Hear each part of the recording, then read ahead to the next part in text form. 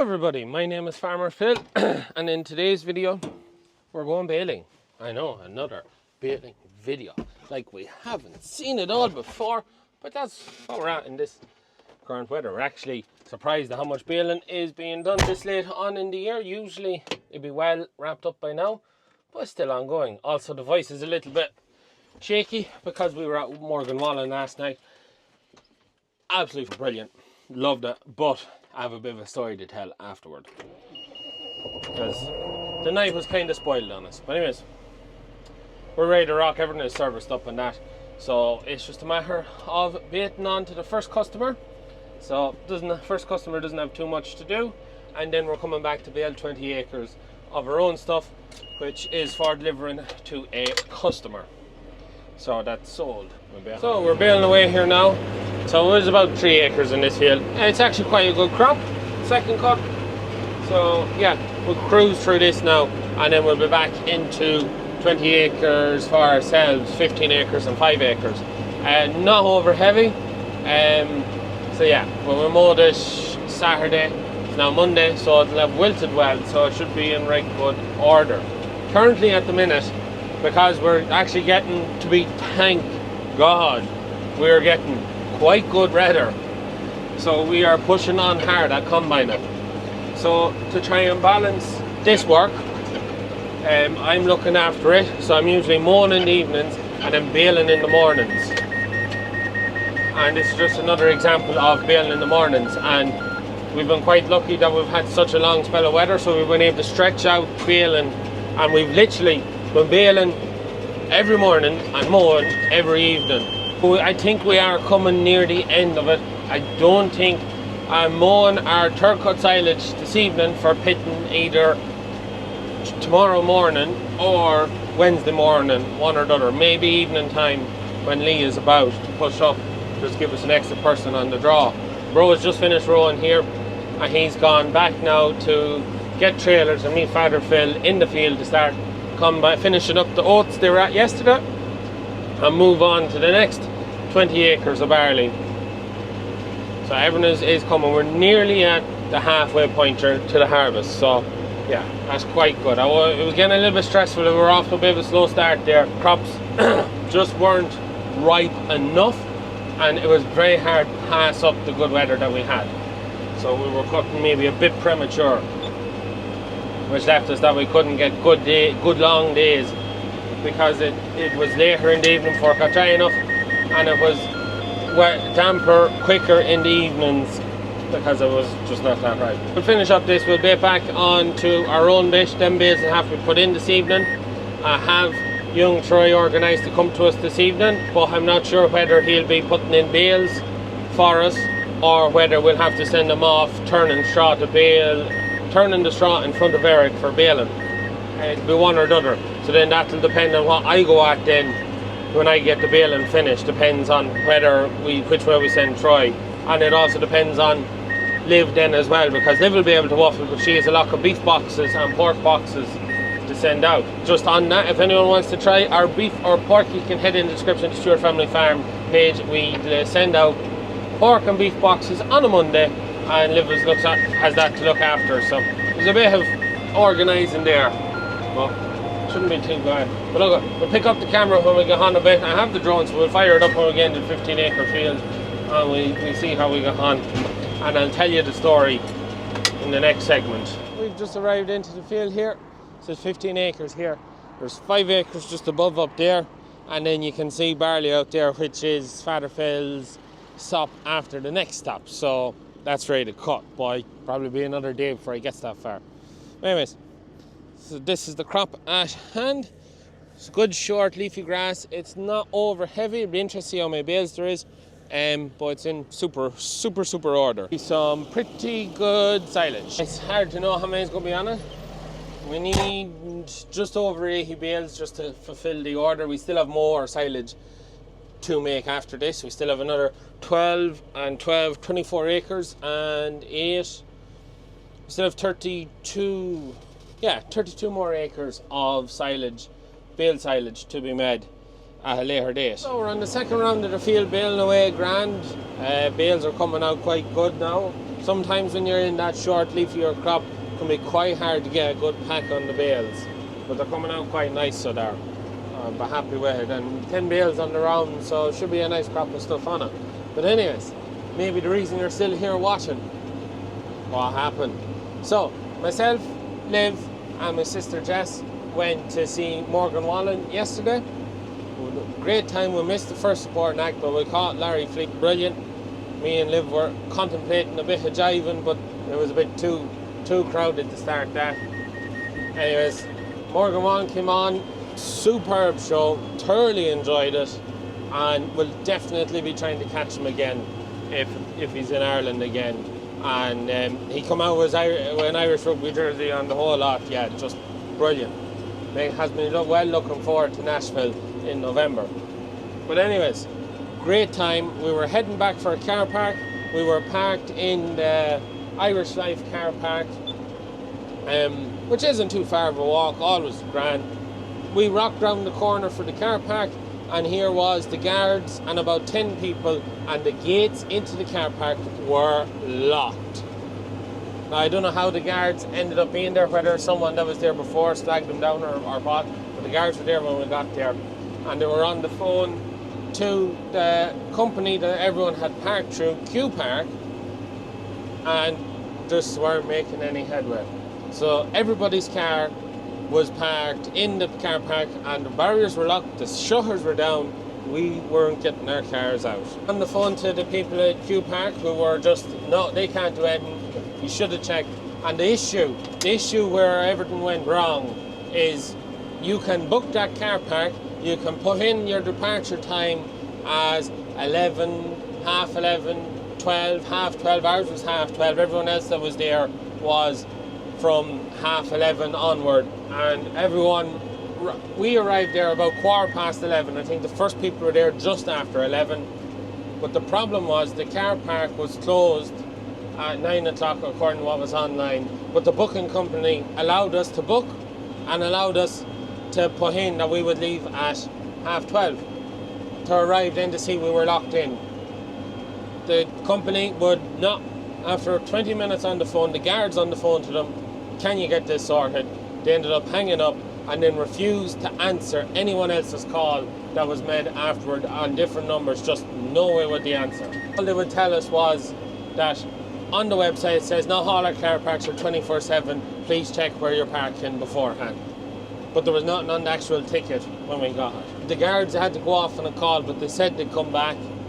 So in the meantime, we were trying to ring and try and get hold of someone. At this stage, there was about 30 people there. There was about 10 cars or so stuck. And there was people from Donegal, Galway, Cork. Everyone was stuck there waiting to get their car to go home. And at this stage, it was heading on for 12 o'clock. The guards, to be fair to them, after their call, they arrived back to us. So myself and Liv had figured out that probably was an external security company was looking after the security of the building, because there was a padlock on the first set of gates. So I found a number for the crowd that provides the security, rang them, got a man, and he said he'd page an engineer that's in charge of looking after the building. That was fine. We waited a while, no word, rang him back. He paged them. I says, can you sort us out? Paged him again. But all he can do is page. He wasn't able to ring. He rung the supervisor, see could they do anything.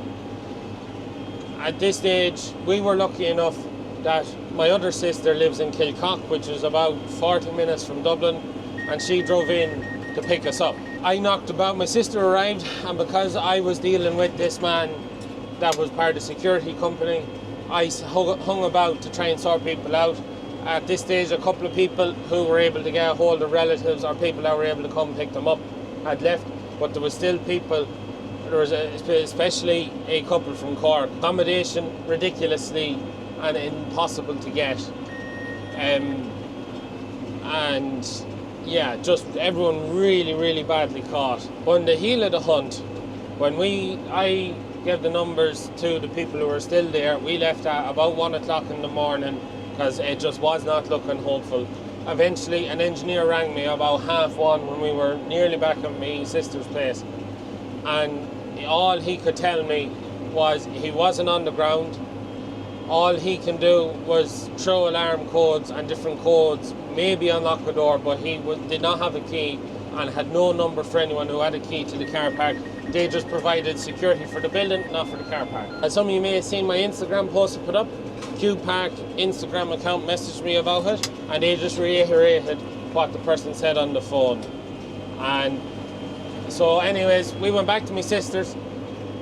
I give the keys for Liv's car to my sister, and we took my sister's car to drive home. We arrived home about 3:30 this morning. And my sister picked up the car this morning. Thankfully though, they didn't charge us for staying longer than the duration we were supposed to. But just really badly caught. Also, another set of guards arrived just as we were leaving, because someone had reported the crowd that was gathered there. So a really shitty thing to do. If you're thinking of booking a car park with Q Park, they really need to get their shit together, and just be advised, you will get caught. I wouldn't recommend. They just really caught a lot of people out that night after enjoying such a great concert. It just put a big downer on the event, and just really shitty.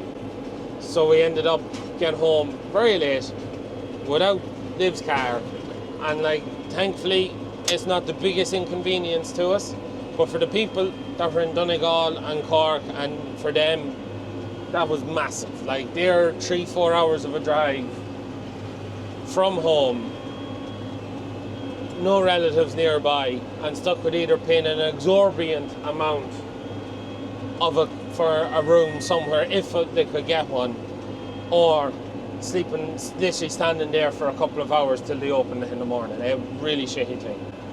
Anyways, that is the story. That's what happened to us after such a great concert.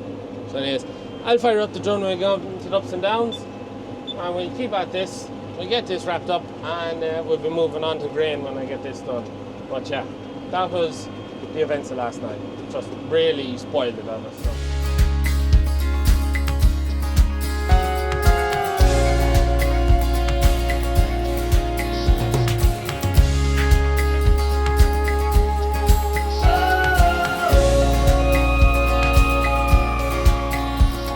She don't mess around saying things that she don't mean. She don't keep you guessing. She comes out clear and clean.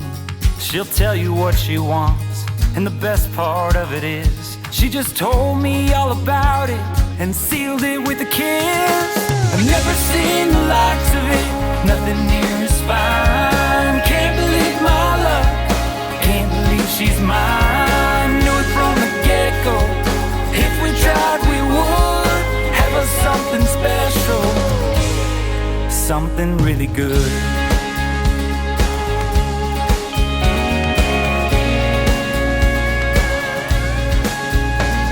She don't like the city, she loves the countryside. She loves to pass the time, going for a ride. She loves the AM stations, playing classic country songs. She's got the window open, she loves to sing along. I've never seen the likes of it, nothing near her spine. Can't believe my luck, can't believe she's mine. Knew it from the get-go, if we tried we would have us something special, something really good.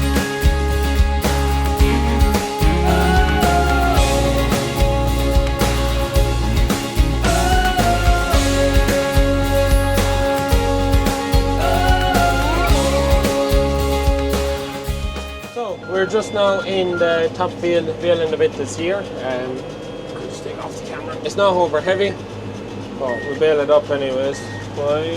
That is the crack. So we're up here, get this baled up. The day's changed. You can see there it's looking very overcast, looking very much like it could rain. It doesn't feel like rain. You can kind of tell it's quite windy outside. And usually if there's rain, like, you can generally feel rain in the wind. It doesn't feel like it, but it's put on a wee bit of pressure. Why is that after dropping down? It just goes, confusion gets confused. So yeah, so they're just moving the combine from oats up to here in this area where we've There's 20 acres in that field, and there's 7 and 5, 15. So there's 45 acres up here in this general area.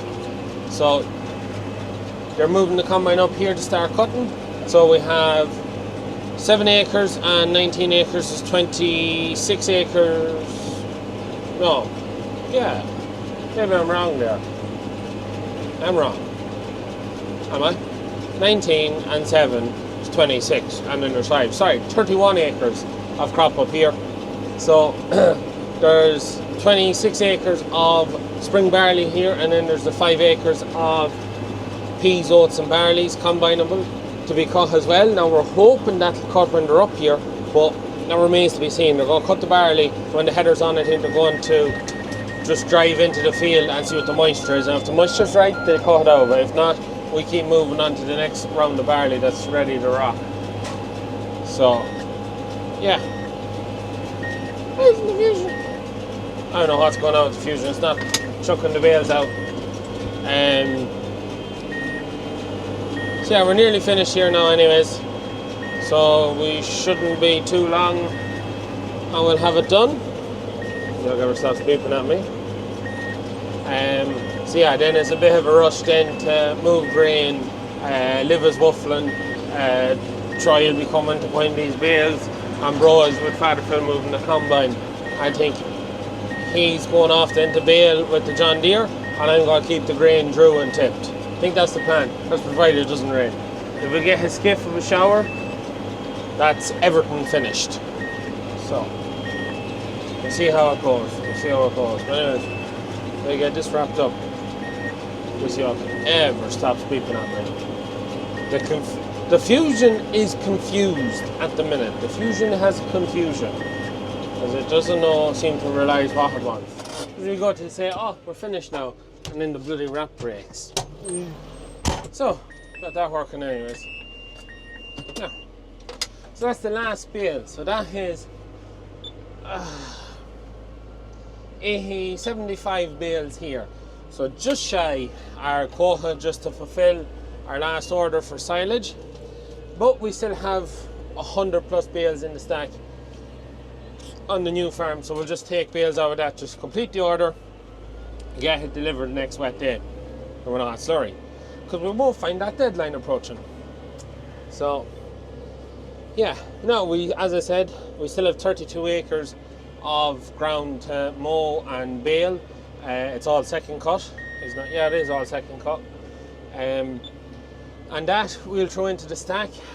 We liking to think 32 acres, and what we have, we should have 250, maybe 300 bales, and we're going to leave them there as our surplus.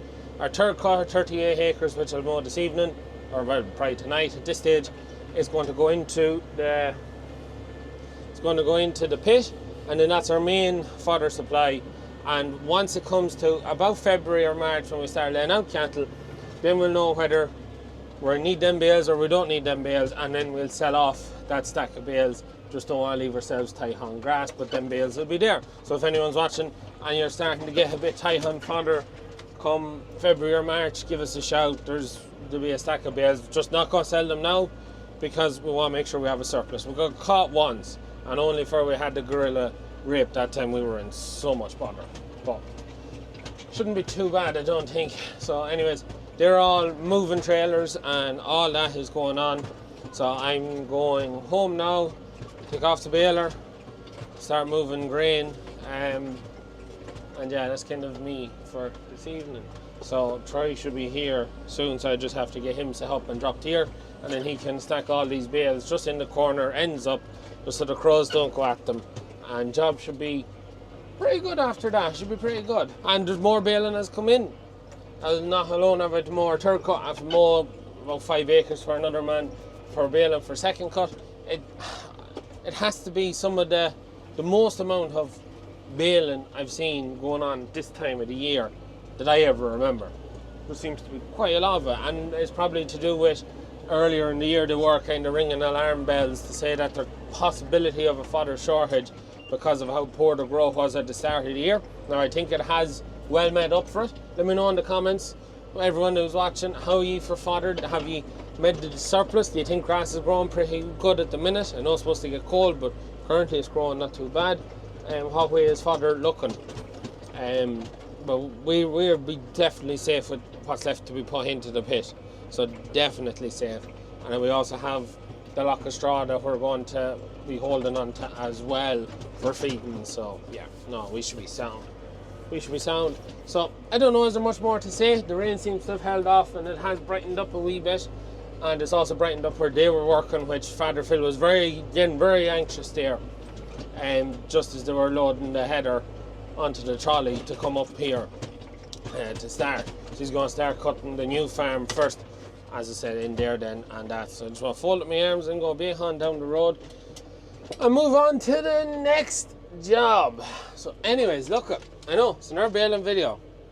You've seen it all before, plenty of times. Yes. Anyways, maybe next year there might be something a little bit different about the baling operation. Anyways, we're going to leave it at that for today's video. As always, please like and subscribe to the channel. Videos every Tuesday, Thursday and Sunday. That's it from me.